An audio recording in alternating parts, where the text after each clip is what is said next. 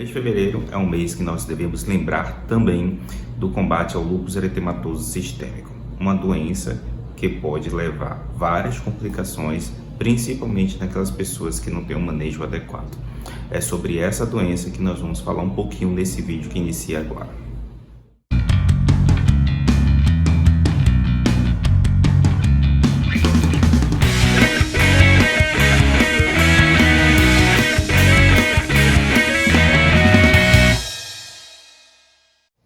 Olá, meu nome é Jeidson Cruz, sou médico hematologista do canal Hemato-Noel.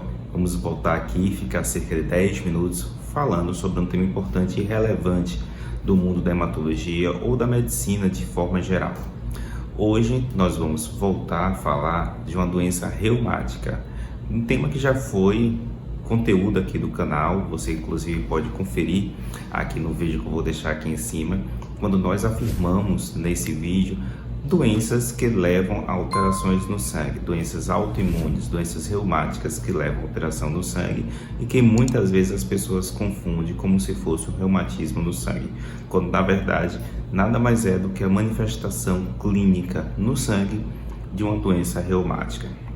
Hoje nós vamos falar, lembrando do mês de fevereiro, que é um mês que também nós devemos nos conscientizar acerca do combate a uma doença chamada lúpus eritematoso sistêmico. E é sobre essa doença, lúpus eritematoso sistêmico, que nós vamos conversar um pouquinho nesse vídeo. O lúpus eritematoso sistêmico é uma doença reumática, é uma doença autoimune, em que a pessoa começa a ter reatividade a si própria. Vamos voltar um pouco para que possamos compreender acerca de como se manifesta o lúpus eritematoso sistêmico. Nós temos o sistema imunológico, cuja função principal é defender o nosso corpo, o nosso organismo, de agentes externos, sejam eles infecciosos ou não.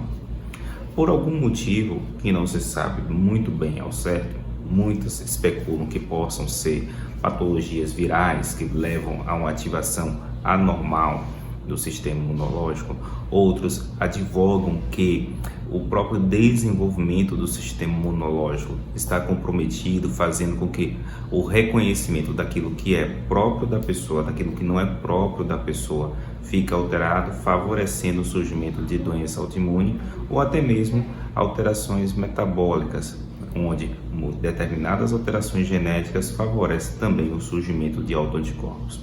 Mas não há um consenso sobre a causa do lúpus eritematoso sistêmico. É então uma doença autoimune em que a pessoa tem reatividade, principalmente provocada por autoanticorpos, e esses autoanticorpos levam a manifestações clínicas da doença. O lúpus eritematoso sistêmico é uma doença que tem um espectro de manifestação clínica muito variável. Por vezes, passa até mesmo assintomático, onde alterações cutâneas são mais visíveis e mais comuns, e é feito a partir daí o diagnóstico. Então, não raramente, pessoas têm o diagnóstico de lúpus eritematoso a partir de uma alteração de pele, avaliada por um dermatologista, por exemplo. Mas, comumente, a doença se manifesta com vários sintomas, fazendo com que ocorra um somatório de sintomas e sinais que vão levar a uns critérios diagnósticos. Não raramente as pessoas podem ter manifestações graves e isso favorece o diagnóstico, mas a sintomatologia pode ser inclusive ameaçadora à vida se não for tomado os devidos cuidados de forma rápida e precoce. Que manifestações graves são essas?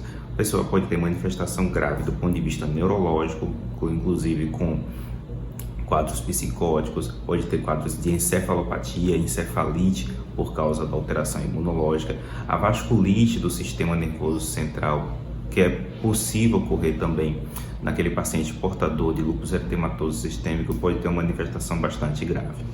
Felizmente, as manifestações graves, apesar de estar presente em muitas pessoas, elas não são as mais comuns. A maioria das pessoas tem sintomatologia moderada, leve. E aí entra a alteração hematológica, porque não raramente as pessoas vão ao hematologista por causa de alguma alteração hematológica E durante essa investigação hematológica, fecha o diagnóstico de lúpus eritematoso sistêmico, fazendo com que esse paciente seja encaminhado e direcionado ao reumatologista para o devido tratamento. Quais são as manifestações hematológicas que são mais comumente vistas naquele paciente portador de lúpus eritematoso sistêmico, o LES? Pois bem, as alterações hematológicas não são raras no paciente portador de lúpus e, como afirmei, muitas vezes é o ponto que leva ao diagnóstico. A suspeita clínica é muitas vezes oriunda a partir de uma alteração notada no hemograma. O hemograma, inclusive, já foi tema de vídeo aqui no canal. E se você quer saber um pouquinho mais, de forma mais simples, sobre esse tão importante exame que é muitas vezes o início de toda a avaliação do sangue, você também pode conferir aqui e eu vou deixar o link para você passar lá para ver. Da mesma forma, prestigie os vídeos do canal Hemato na Web, para que nós possamos ganhar relevância. Então, deixe seu like se você achar interessante e não deixe de compartilhar para outras pessoas, pois a curiosidade que você está tendo agora pode ser a curiosidade de outra pessoa também. Assim, você estará compartilhando um vídeo que é feito com bastante carinho, feito de forma responsável e, principalmente, nesse mundo como nós temos hoje em dia, a informação é confiável. Mas voltando ao tema do lúpus aqui, as manifestações hematológicas, como eu afirmei, são bastante comuns e às vezes até previsíveis de que vão ocorrer. Elas podem ser leucopenia, ou seja, alterações dos glóbulos brancos, pode ser anemia e pode ser também trombocitopenia, ou ainda pode ocorrer pancitopenia, quando é a redução de todas as células do sangue. Vamos tentar explicar um pouquinho de cada um. A leucopenia é um dos motivos bastante frequentes que faz com que os pacientes vão ao hematologista. Ela se caracteriza pela redução dos leucócitos, como é o conceito de leucopenia, e é principalmente às custas da redução de linfócitos. A possível origem dessa redução de linfócitos pode ser, muito se especula sobre isso, a mesma origem que levou à alteração autoimune que favoreceu o surgimento dos autoanticorpos, que são características do lúpus eritematoso sistêmico. Raramente a leucopenia no lúpus eritematoso sistêmico é grave o suficiente para provocar infecções secundárias. Na maioria das vezes, a presença de infecções, quando presentes, estão relacionadas mais ao processo autoimune, à própria questão da imunodeficiência provocada pela doença autoimune, do que pela leucopenia em si. Por outro lado, a anemia ela tem uma origem bastante curiosa. Ela pode ser de origem autoimune, que inclusive já foi tema também de vídeo aqui no canal, a anemia hemolítica autoimune, você pode passar lá para conferir, mas ela também pode ser a anemia de doença crônica. Vamos explicar um pouquinho de cada um. Como o lúpus é uma doença autoimune, o surgimento de anemia hemolítica autoimune pode fazer parte também do mesmo motivo que levou à alteração imunológica, que é a característica do lúpus como um todo. Por outro lado, as pessoas com anemia hemolítica autoimune têm a peculiaridade de muitas vezes ter níveis baixos de hemoglobina a ponto de necessitar de transfusão, e uma possibilidade que levanta também o diagnóstico é quando, no momento em que há a solicitação de uma transfusão sanguínea, nós somos alertados que não há bolsas compatíveis para aquela pessoa, pois ela está tendo reatividade com todas as bolsas do estoque do banco de sangue. Então, a partir daí, ocorre a suspeita clínica, muitas vezes da doença autoimune, ou seja, da anemia hemolítica autoimune, e quando nós vamos buscar mais detalhes acerca dessa patologia, acabamos fechando o diagnóstico do lúpus eritematoso sistêmico e fazendo assim um encaminhamento ao reumatologista. Por outro lado, toda doença reumática que possui alterações imunológicas, ela pode também ter a característica de levar à produção de determinadas substâncias que nós chamamos de citocinas, e essas citocinas elas dificultam o manejo do próprio organismo do metabolismo do ferro. Esse metabolismo do ferro alterado faz com que, mesmo em pessoas que tenham uma absorção adequada de ferro, não tenha a internalização do ferro no metabolismo de forma adequada e, em consequência disso, começa a ocorrer a anemia. É o que nós chamamos de anemia de doença crônica. Ela é muito presente em doenças inflamatórias, a exemplo do próprio lúpus eritematoso sistêmico, a exemplo também da artrite reumatoide, a exemplo de outras doenças reumáticas, doenças inflamatórias intestinais. E é muitas vezes desafiador nós distinguirmos entre um e outro. A maioria das vezes o diagnóstico é fácil de diferenciar, por quê? Porque na anemia hemolítica autoimune ocorre, portanto, a presença de autoanticorpos, o combis direto é positivo e aí muitas vezes é o suficiente para fechar o diagnóstico. A ausência dessas alterações favorece o diagnóstico de anemia de doença crônica.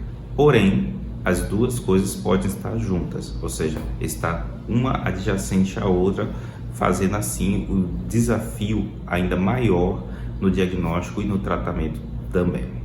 Por fim, a trombocitopenia, que é a de redução da contagem de plaquetas, pode estar presente no lúpus eritematoso sistêmico. Da mesma forma que ocorre na anemia de origem autoimune, a trombocitopenia no lúpus eritematoso sistêmico, ela possui também a origem autoimune. A púrpura trombocitopênica imunológica, que é como nós chamamos a redução da contagem de plaquetas oriunda de autoanticorpos, é consequência da destruição das plaquetas por esses autoanticorpos. Esses autoanticorpos, da mesma forma que no lúpus eritematoso sistêmico tem outros autoanticorpos, são produzidos de forma anormal. E no caso da púrpura trombocitopênica imunológica, da PTI secundária ao lúpus eritematoso, ocorre um aumento de autoanticorpos que reconhece as plaquetas e, por sua vez, essas plaquetas são clareadas, ou seja, elas são retiradas da circulação, geralmente no baço, mas também pode ser em outro órgão, como é o exemplo do fígado. O tratamento, o manejo clínico da PTI é muito semelhante ao da PTI que não está relacionado ao lúpus, mas aqui a gente tem que estar bastante atento. Existem determinados anticorpos que levam à redução da contagem de plaqueta. A púrpura trombocitopênica imunológica está relacionada ao risco maior de sangramento, e isso é fato, porque uma redução significativa da contagem de plaqueta leva a um risco importante acerca de sangramento. Existem determinados autoanticorpos que também reduzem a contagem de plaqueta e também estão presentes no lúpus eritematoso sistêmico. Estamos falando dos anticorpos antifosfolipídios. Esses autoanticorpos, da mesma forma como eu afirmei anteriormente, podem levar a uma redução da contagem de plaqueta, mas a redução da contagem de plaquetas na situação da presença desses autoanticorpos está relacionado muitas vezes a uma ativação anormal da plaqueta e, em consequência disso, da cascata de coagulação. É por isso que nessas situações, ou seja, quando ocorre a presença de anticorpos antifosfolipídios, ocorre também um risco maior, não de sangramento, mas de trombose. Os autoanticorpos, é importante lembrar isso, oriundos dessa classe chamada de fosfolipídios, eles têm um risco tromboembólico maior. E no caso da associação da trombose e outros sinais e sintomas, que eu não vou detalhar aqui, fazem parte de um quadro chamado síndrome do anticorpo antifosfolipídio. Essa síndrome do anticorpo antifosfolipídio ela pode estar presente isoladamente ou presente em um quadro de vasculite associado, como é o caso do lúpus eritematoso sistêmico. E, em consequência dessa síndrome, pode ocorrer também a redução da contagem de plaquetas, o que faz o manejo dessa situação bastante desafiador, pois, apesar da contagem reduzida de plaquetas, ocorre também um risco tromboembólico aumentado e a gente deve ficar atento a isso. E aí, você sabia dessas alterações hematológicas que estão relacionadas ao lúpus eritematoso sistêmico e também, claro, a outras doenças autoimunes? Se você sabia ou não sabia, comente aí. É importante a sua participação no canal para que a gente possa ganhar com isso uma comunidade cada vez mais fértil e rica de discussões. E lembrando aqui, mais uma vez, se você gostou do vídeo, não deixe de curtir e compartilhar para outras pessoas. Vamos reforçar aqui a importância de divulgação, a importância de nós participar de campanhas como essa, do Fevereiro Roxo, em que nós devemos nos conscientizar do combate ao lúpus eritematoso sistêmico. Apesar de ser uma doença tratada pelo reumatologista, é importante nós reforçarmos essa campanha, pois não raramente chega para a gente com alterações do sangue e você tem que saber disso para que possa também conversar com o seu médico, se assim for o caso. Então era isso que eu gostaria de dizer para você. Fica aqui o recado para você seguir também a gente nas nossas redes sociais. E eu desejo de que vocês fiquem todos muito bem.